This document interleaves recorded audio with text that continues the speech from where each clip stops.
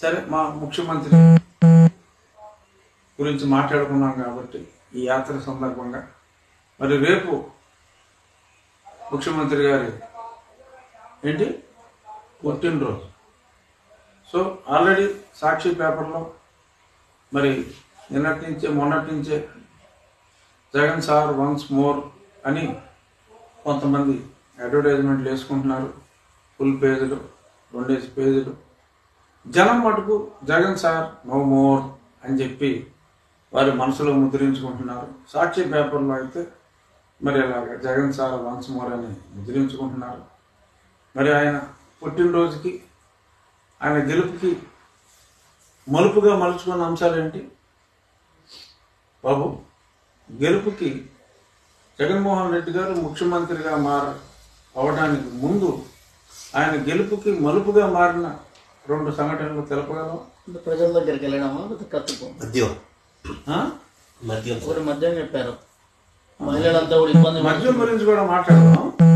But main సంఘటనలు ఏంటంటే sentiment రగిల్చిన సంఘటనలు కోడికత్తి, గొడ్డలి, అంతేనా? సో రేపు జన్మదిన వేడుకలు గట్టిగా జరుపుకుంటారు. మరి కత్తితో కోస్తే రొటీను, కోడి కత్తితో కోస్తే వెరైటీ. అలాగే చిన్న గొడ్డలి తయారు చేసుకుని గొడ్డలతో కూడా, ఎందుకంటే విజయంలో ప్రముఖ పాత్ర వహించిన, ఎందుకంటే ఇదే బహుశా మరి ప్రజలందరూ గర్వంగా జరుపుకునే పుట్టినరోజు ఇదే అవుతుందేమో.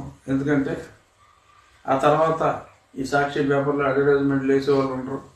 సొంతంగా వాళ్ళే ఎవరి పేరైనా పెట్టేసుకోవాలి. అంతే తప్ప ముఖ్యమంత్రిగా జరుపుకునే ఆఖరి పుట్టినరోజు ఇదే అవుతుంది. కాబట్టి ముఖ్యమంత్రిని చేయటంలో ప్రముఖ పాత్ర వహించిన ఆ కోడి కత్తికి, ఆ గొడ్డలికి కూడా మరి అందరూ గుర్తుపెట్టుకునేలా వాటితో కట్ చేసేలాగా ప్లాన్ చేస్తున్నారని చెప్పి నాకు తెలిసింది. జరుపుకోండి ముఖ్యమంత్రిగా ఆఖరి పుట్టినరోజు అద్భుతంగా. ఇక మరి శ్రీమతి రోజా గారు ఎలక్షన్ల ముందు ఈ కోడికత్తి సంఘటన, గొడ్డల సంఘటన ఎవరు చేసినా దాన్ని చక్కగా మలుచుకున్న విధానం అత్యద్భుతం. ఇంకొక సంఘటన, అప్పుడు జగన్మోహన్ రెడ్డి గారు అద్వితీయ విజయం సాధించడంలో మహిళలకు ఇచ్చిన మాట, అది మహిళా మంత్రి రోజా గారి మాటల్లో మరి జనాల్ని ఎలా మభ్యపెట్టారో ఒకసారి విందాం.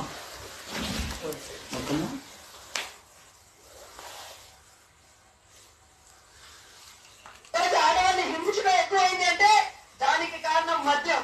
ఆ మద్యం వల్ల మీరు అనుభవిస్తున్న కష్టాలు, ఈ రోజు క్రైమ్ రేట్ ఏ విధంగా ఈ మద్యం వల్ల పెరిగిపోతూ ఆడవాళ్ళ మీద అట్రాసిటీ పెరుగుతుందని పోలీస్ రికార్డులు చెప్పే పరిస్థితి చూసి చలించి జగనన్న తన అధికారంలో రాగానే మీ అందరి సంతోషం కోసం దశల వారీగా మద్యపాన నిషేధం ఇచ్చే ఆ తర్వాత మీ దగ్గరకు వచ్చి నెక్స్ట్ ఎన్నికల్లో ఓట్లు అడగబోతున్నారన్న విషయం తెలుసుకుంటే మహిళల్ని తన చెల్లెలు ఏదైతే షర్మిల గారిని గౌరవిస్తారో అదే గౌరవం ప్రతి మహిళ పట్ల చూపిస్తారు, అదే అనురాగం ప్రతి మహిళ పట్ల చూపిస్తారు. అదే జగనన్న గొప్పదా. అది సో మద్యం వలన మహిళల మీద బాగా దాడులు జరుగుతున్నాయి. అది ఆపేయటం కోసం జగనన్న మద్య నిషేధం తీసుకొచ్చారు. మద్య నిషేధం చేయకపోతే మళ్ళీ ఓట్లు అడగమని చెప్పి చాలా స్పష్టంగా శ్రీమతి రోజా గారు కూడా చెప్పారు. మరి మహిళల మీద దాడులు మరీ ఎక్కువ అవుతున్నాయి. చూసాం నిషేధం సంగతి దేవుడు రాబోయే 2.5 దశాబ్దాల పాటు అప్పు తీర్చుకునే విధంగా, ఇంకా మరెవడో కూడా నిషేధం జోలికి వెళ్ళని విధంగా మరి అరువులు తీసుకొచ్చేశారు. చెల్లెళ్ళు ఎలా చూసుకుంటారో అలా చూసుకుంటారు ఈ మహిళలందరినీ అన్నారు. అది మటుకు నిజమనే అనిపిస్తుంది. చెల్లిని ఎలా వదిలేశారో అలాగే మరి రోజా గారు చెప్పిన మాటల్లో నిజమైన మాట అయితే అది ఒకటే అని చెప్పి కనీసం బర్రె లెక్కకి ఇచ్చిన విలువ కూడా షర్మిలక్కకి ఇవ్వట్లేదు అని మరి జనం అందరూ ఇవాళ మాట్లాడుకుంటున్నారు. ఇలాంటివి ఎన్నో. సో ఈ సందర్భంగా అంటే మహిళల గురించి టాపిక్ వచ్చింది కాబట్టి శ్రీమతి రోజా గారు అన్నదే మనం చూసాం. ఇంకా మా ఎమ్మెల్యేల బాధ ఇది చర్చించే ముందు ఇవాళ ఈనాడులో ఒక అద్భుతమైన కార్టూన్, మాకిరెడ్డి కార్టూను.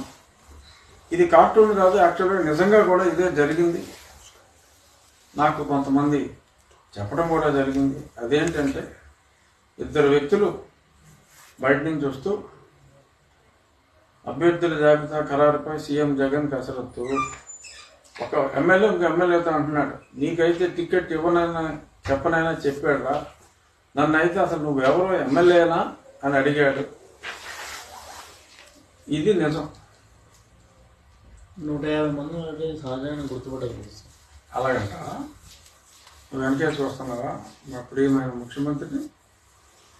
సో ఇలా మరి నిన్న ఓ 10 మందిని పిలిచారు, మొన్న కూడా కొద్దిమందిని పిలిచారు. మరి తూర్పుగోదావరి జిల్లాలో ముగ్గురిని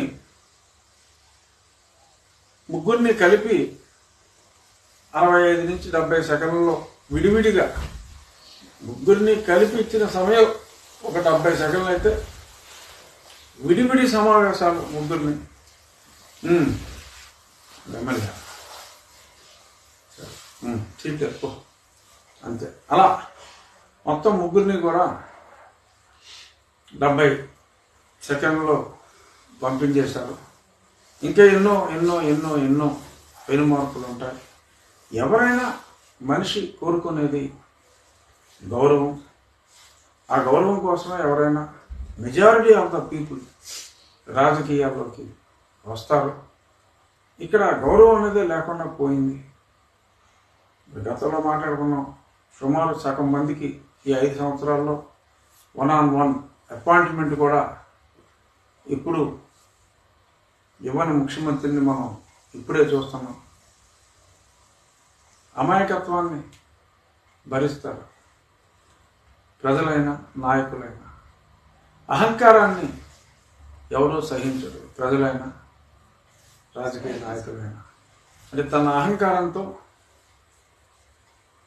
మరి ఈరోజు మొత్తం అందరినీ కూడా అతను దూరం చేసుకున్నాడు. వ్యక్తిగతంగా ఒక ఎంపీఏ కాదు, ఒక ఎమ్మెల్యే ఎవరితోటి మాట్లాడినా సరే మనసు విప్పి మాట్లాడితే వారికి జరిగిన అవమానాల గురించి కన్నీళ్ళు ఒకటే తక్కువ. అంత బాధపడుతూ ఎమ్మెల్యేలు ఈరోజు మాట్లాడుకుంటున్నారు. చాలా హీనంగా, పురుగుల కన్నా హీనంగా మరి జగన్మోహన్ రెడ్డి గారు ఎమ్మెల్యేని ట్రీట్ చేసిన విధానం. అరే ఇంతమంది 90 మంది ఎమ్మెల్యేలు పనికి రాకుండా పోయారు అంటే పనికిరాని పనులు చేసింది ఎవరు? విజయవాడ మల్లాద విష్ణు పనికిరాడు, పక్కన ఎల్లంపల్లి గుడ్డు చాకరీ చేసిన ఎల్లంపల్లి పనికిరాడు. మొత్తం అందరినీ మా నియోజకవర్గంలో ఆయనకి చేదోడు వాదోడుగా ఉన్న ప్రసాదరాజుకు కూడా నిన్న ఇక్కడైతే నీకు ఎమ్మెల్యే లేదు, ఎంపీ వేసుకుంటే ఎంపీ వేసుకో, లేదంటే ఇంకేదైనా వేసుకో అని చెప్పి అన్నట్టుగా ఇంక వేరే ఊరు చూద్దాం, ఎందుకంటే ఆ ఊర్లో అయితే ఉంచమని. ఇలా ప్రతి ఒక్కరిని కూడా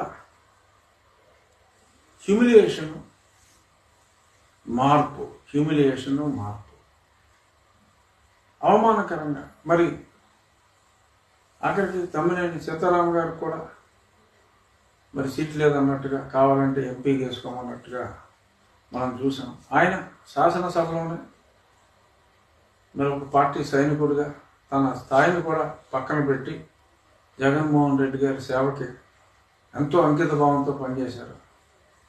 మరి అంత అంకిత భావంతో స్పీకర్ స్థాయిని కూడా మరిచి మాట్లాడిన వ్యక్తికి కూడా మరి విలువ ఇవ్వకపోతే, ఇది నేను ఆయన సమర్థిస్తున్నానని కాదు, కానీ మరి ఆయన అంత అవుట్రేట్గా మాట్లాడినప్పుడు ఆఖరికి